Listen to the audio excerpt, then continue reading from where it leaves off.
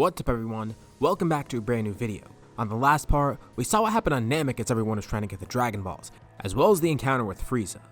Thanks to a massive group effort, not only were the Dragon Balls gathered, but they were able to defeat Frieza together. And along the way, Shallot was able to learn some interesting history about himself. But there's still a lot more that he needs to know. It seems the mystery is only just beginning. We'll see more of that in this part. For this video, let's set a like goal of 3,500 likes. Once we hit that, I'll continue with another part to this series. Anyways, let's pick up from here. The last part ended off with the group defeating Frieza, and Vegeta and Nappa went off into space. In terms of what they're gonna do now, well, they're on their own. They don't want to go with the Earthlings, of course, but it's not like they're going back to the Frieza Force either, or at least the remains of it. They genuinely don't know what to do right now. Their goal of Frieza being defeated was accomplished after all. So it looks like they're gonna find their own new path in life now, separate from what everyone on Earth is doing. This does kind of concern the group a bit though. Won't they be a problem if they ever come back? Well, Shallot and Goku aren't really that worried. Not only does it serve as motivation for them to get stronger, but if they do come back, they are going to be stronger. They're still going to keep training regardless, and they'll just defeat Nappa and Vegeta again. They did win twice already, and it was even easier the second time. Who's to say they can't win a third? And they've seemed to have mellowed out anyways. They all teamed up to defeat Frieza, which is what they truly wanted after all. They might not even come back with any malicious intent. So for now, it's best that they don't worry about those two. As for the group, they decide the best course of action is to go back to Guru, specifically for Shallot. It'll also be nice for everyone to get their potential unlocked, but as for Shallot, he mainly wants to go there to figure out more about his past. Guru already gave him some great answers, he just needs a little bit more time with him. Unfortunately, by now Guru's life has already been cut too short. He was already close to dying, and the stress from all this happening on Namek was too much for him. They arrive back and sadly, they find out that he's passed away mid-battle. The remaining Namekians come to learn this too. Many have died, and some others have been fused into Piccolo, but some are still alive, and the planet is intact. But they'll be okay. They'll find a new Elder, create a new set of Dragon Balls, and thrive again. They thank everyone for their help in stopping Frieza, and specifically thank Piccolo, knowing that Nail and all those other warrior Namekians are within him. Shallot's a bit bummed, but he's glad they were able to save the planet, even if Guru did die in the process. Guru is a great guy and gave him some great help, giving Shallot a new purpose too. He knows what he wants to do next. He wants to figure out more about Giblet, whoever he is and wherever he is. The group boards their ship back to Earth, training some more along the way to get even stronger. And already, this arc is going to have some pretty big consequences. First of all, Frieza is actually dead. He's not going to return to Earth even in the mecha form. Second of all, Nappa's alive. And third, probably the biggest one, Vegeta doesn't return to Earth. He continues out in space with Nappa, and without him on Earth, that means as of now, he's not going to get to know Bulma at all. The two of them will want to go back to Earth eventually. They take interest in that Shallot guy. Both he and Kakarot are strong, but something about Shallot is really interesting to them. It might be nice to work alongside him again. But for now, they're going to do their own thing. With Vegeta and Nappa off in space, this leaves us with a pretty interesting opportunity on Earth. It gives us a pretty big change that might sound a bit odd at first, but actually does kind of make sense given the context. Bulma is still single, and sadly for Yamcha, I still think he would miss his chance here. And you know who's exactly her type? Shallot. Now, it'll be kind of a slow process, but I think this pairing could actually work out. Bulma is pretty interested in Saiyans after all. She did marry Vegeta originally, and she even showed interest in Goku before. Shallot's pretty similar to both of them in some ways. And I have a feeling this could work out. It's weird how quickly Shallot's life changed. First, he came here not knowing anybody, not even knowing anything about himself, but now he has friends, an objective, and even a girlfriend. But he still can't help but keep thinking about Giblet. Giblet has to be here too, right? And he doesn't even know where they came from still, or how they even got here. Shallot goes up to Kami one day, who directs him to King Kai. King Kai might be able to help, because no one else really knows what to do about this. King Kai wonders if Shallot's here for training, but he's actually here for advice. Guru was able to help Shallot figure out more about himself, and he wonders if King Kai could do the same, and he can't really do that. But he could help look throughout space to see if anything similar has happened. He did mention before, there was that weird presence that he felt. Some sort of irregularity within their quadrant of the universe. It's almost as if there was another evil presence that just popped out of nowhere. Around the same time as Shallot too. Okay, this doesn't sound like it's Giblet because as far as Shallot goes, Giblet's gotta be a good guy, right? They fought together after all and they were brothers. So maybe this weird energy, if it is a person, maybe it's whoever was responsible for all of this. And King Kai theorizes, if this person or thing is actually related to Shallot, maybe he's looking for Shallot. This presence has been moving around place to place, although they still don't know what it is. If they do want to figure out what or who it is, they would have to draw it to Earth somehow, but that would be a huge risk after all. If this turns out to be some strong foe that they can't defeat, they'll be screwed. And even if it is someone that they can defeat, it still could have some dire consequences. They could also go out into space and try and find this presence. But getting transport there and back would be kinda hard. But that gets King Kai to think, wait, if they need good transport, he knows what Shallot should do. There does exist a technique out there called instant transmission, one that lets people locate energies and teleport to them freely. If Shallot were to pick up that, he could use that to track down this energy, not to mention use it for so many other applications. That settles it.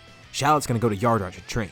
Even if that energy isn't related to him, he doesn't care. This sounds awesome, and it could really help him in terms of strength. But King Kai warns him to be careful. Again, they don't know what this energy is. If Shallot tracks it down, he has to know the risk with it. As far as King Kai can tell, it's not too powerful. It might actually be something that Shallot could handle after a little bit of training. And with instant transmission, he will have a way to escape. And Shallot knows the risks. This is the only way he could actually figure out who he is and why he's here. Even if it isn't related to him, it's worth a shot. And from what they do know about this presence, it seems very related. He thanks King Kai and heads back to Earth. Now he needs a spaceship. Thankfully, they still got the spaceship from Namek. And no one really wants to go on another space trip, so Bulma lends it to Shallot. This does seem like the only way of him figuring out his past after all. So it seems to be worth it. He checks if anyone else wants to go. Goku's gonna stay on Earth and train Gohan. He would love to take Gohan with him, but they're gonna have to stay here for a bit. I mean, he has been away from Chi-Chi for a while too. He can't just leave again, but someone does want to come along with him. It's Piccolo. Piccolo still has a huge amount of power thanks to all the Namekians fusing within him, or I guess fusing into Nail and then into him. And he wants to hone this more, not to mention, learning more abilities could be very helpful for him. Whatever Shallot's looking to get seems to be useful, and Piccolo wants that for himself. Not only will it be a very convenient technique to have, but it'll give them a huge tactical advantage in battles, being able to teleport wherever they need. It's not only great for transport, but for combat. No one else goes along, since they're going to stay on Earth for a while. But this is fine. Piccolo was the first person Shallot met after all, and they get along decently well actually. They're both going to get stronger and more tactical from this trip, although they don't know how long it'll take them. So the two of them fly off to Yard Rat, getting some nice direction from King Kai, and after a few days, they get there and their training begins. It's perfect timing too, because someone was actually planning to attack Yard Rat. It's the Ginyu Force. They were never involved in Namek. And with Frieza gone, they're basically the remains of the Frieza Force, along with a few soldiers. Yard Rat was originally on their radar anyways, that's the whole reason Goku ended up there. But Shallot and Piccolo don't mind this. If anything, this is a great warm-up. Ginyu asks who these guys are and why they're here, and then he realizes one of them's a Saiyan, but not one they've known of before, and the other's a Namekian. Piccolo sarcastically asks how they're managing without their leader, and this just shocks Ginyu. Crap, news of Frieza's death has reached everyone else. Well, not exactly. Shallot says he'll let them in on a little secret. They're responsible for killing Frieza, as part of the group that actually defeated him. This actually scares the entire Ginyu Force, but they don't back off. Instead, they attack right away. All the people on Yard Rat watch on. And it's a pretty effortless fight. Even with two people, this is more than enough to take on the Ginyu Force. Just one of them alone would have been overkill, but two of them? Yeah, the Ginyu Force stands no chance, and just as quickly as they came there, they're defeated, with the Yard Rats cheering both of them on. Well, looks like they just got a free ticket to training. By saving the planet, this only makes them more liked by the Yard Rats. They're very welcoming, and more than happy to help train these two. It's nice that they got to do some good along the way as well. Over this time period, Shallot and Piccolo get to know each other more. They already got along pretty decently before, and Piccolo's already developing a bit, especially due to all the influence from the Namekians within him. But it's nice having someone that understands him. Piccolo's always been kind of an oddball. He always felt separated from everyone. He is the only Namekian after all, and Shallot kind of feels that. No one knows where he came from, and he was always weird at first. Although, he wasn't like Piccolo in the sense that he's been good from the start. Piccolo was evil before, which Shallot comes to learn about. The two fight well together, and they're both very powerful, and Shallot kind of admires Piccolo's stoic nature. It's kind of funny in a way. Both of them are kind of opposites in how they act. Piccolo is very stoic, like I mentioned, and Shallot, he's Shallot. He's very outgoing. He's even similar to Goku in a way. Even with their differences, the two of them mesh well together. A few months pass with their training, and by now, it seems they've actually got a hold on instant transmission. So Shallot's gonna try something out. Piccolo says he'll stay back here for a bit, but tells Shallot to be careful. He doesn't know what he's about to encounter after all, but Shallot says it's okay. Shallot teleports to King Kai's planet, showing off his brand new technique, and King Kai's elated. Very impressive. Shallot's growing really quickly. He helps point Shallot in the direction of the presence that he sensed before. A bit nervously, Shallot locks onto it and teleports there. He's ready to leave right away in case this planet isn't habitable, but it turns out that he's actually in a place where he can breathe. King Kai mentioned that this planet should be okay, but you can never be too safe, especially when you're teleporting to random places out in space. And Shallot could definitely feel the presence more and more now. He didn't teleport right directly to it, but he's close by, and the presence is very overwhelming. It's also weird in a way. It's somewhat familiar, but also very foreign. Shallot can't really put his finger on what it is, and why he even recognizes it. He then hears his name called out by someone. He's definitely in the right place. Shallot begins looking around, and suddenly, he's attacked from afar. A bunch of ki blasts fall down upon him, so whoever this is, it's an enemy, not an ally. Shallot easily fends off these blasts, knocking some away and guarding against others. Amidst the chaos, he senses the ki coming towards him. A red blur flies by and he's attacked. The two of them begin fighting, and Shallot sees the outline of the man. He's wearing a red hood, and since they're fighting very quickly, he can't really catch glimpses of his face. But something about this is giving Shallot some severe deja vu. The man in red begins talking.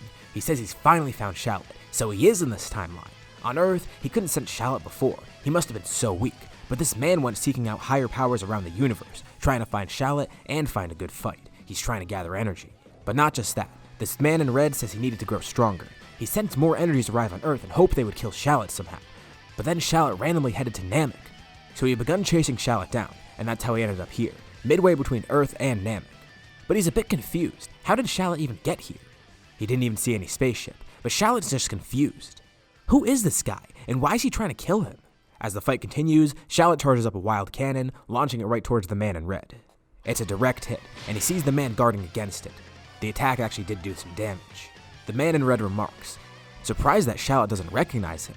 Maybe it's this hood. The man pulls the tattered hood down, and Shallot's frozen as he sees the man's face. It looks exactly like him. Wait a second. There's no way. This is Giblet? Shallot's incredibly confused right now. What is he doing? Why is his brother trying to kill him?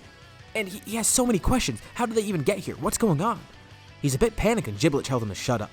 He doesn't care about explaining to Shallot or whatever. He's only here to kill him. He's been waiting so long. It's been over a year at this point, almost 2. He's finally found Shallot and he'll finally kill him. Giblet takes advantage of Shallot's confusion and launches towards him, with Shallot barely being able to block the punch. Giblet's getting stronger as he gets angrier. Showing off more and more of his strength, Shallot looks around frantically. He doesn't see a moon anywhere around here. Crap, he can't even transform if he needs. He really should have tried to learn an artificial moon technique. But something needs to change. He can't fight Giblet like this. As the two continue their battle, Giblet then quickly turns around as he senses someone behind him, immediately getting kneed right in the face. Another person lands nearby. It's Piccolo. He knew something was wrong when Shallot didn't return right away. And he didn't even need to go to King Kai to get here. He sensed the energy from that far away. But Piccolo then sees who they're fighting. It looks exactly like Shallot. Shallot says there's no time to explain, but this is his twin brother, the one that they heard about before. Piccolo's just as confused, but he doesn't care. He's ready to fight. And the two begin working together to take down Giblet. And at first, they have a great advantage. But the advantage slowly decreases more and more. Something's not right. How is Giblet growing stronger? The hatred that he feels for Shallot, it's boiling within him. And he's getting angry. Shallot keeps yelling out to him, almost like he's trying to get his brother to turn good and listen to him. But it's not going to be that easy. And it might not even be possible. Shallot has no idea what's going on, but this is just annoying Giblet more and more. This right here, this is exactly why Shallot's so weak. He's such a poor example for a Saiyan. He should be exterminated for this. Notice how they need 2 of them to fight him. Shallot's good nature is so annoying to Giblet. And the fact that they're using these dirty tactics, 2v1, trying to get the advantage on Giblet, they start teleporting around, utilizing instant transmission. And this really helps. They're able to trip Giblet up, confusing him. And Piccolo yells at Shallot to focus. He knows his mind is somewhere else, thinking about what's wrong with Giblet. But they can ask that later. They need to defeat him right now, knock him out somehow. Giblet gets more and more annoyed. He can't attack them. Whenever he tries to, they teleport away. And then he gets hit from random places. He tries to predict where they'll go, but he doesn't know. They're seemingly teleporting at random, and with 2 of them there, that only makes it harder. Giblet gets angrier and angrier. The ground begins rumbling, and his power increases. Oh no, what's happening? Giblet begins grunting, and then screams, yelling out Shallot's name, telling him to shut up. He's so annoying. No matter what, he'll kill Shallot. With one ear-shattering scream, he's then surrounded by a golden aura as he powers up. It's almost like he's glowing golden. Everything's vibrating, the ground cracks. Giblet ascends up into the sky, floating above them. A massive bolt of lightning strikes down, engulfing Giblet. Even the sky changes color as the ground continues cracking. A massive shockwave knocks both Piccolo and Shallot back. They quickly get up, nervously looking towards Giblet. He slowly descends back down into the ground. His hair, it's golden. He looks up, giving a death stare towards Shallot. This is where his brother dies. With this turning point in this brand new arc, this is where we'll leave off for now. So, what did you guys think about this video, and what do you think is going to happen next time? Specifically, what do you think will happen with Giblet and Shallot? Leave your thoughts and suggestions in the comments below. I'll be sure to check them out to see what you guys think.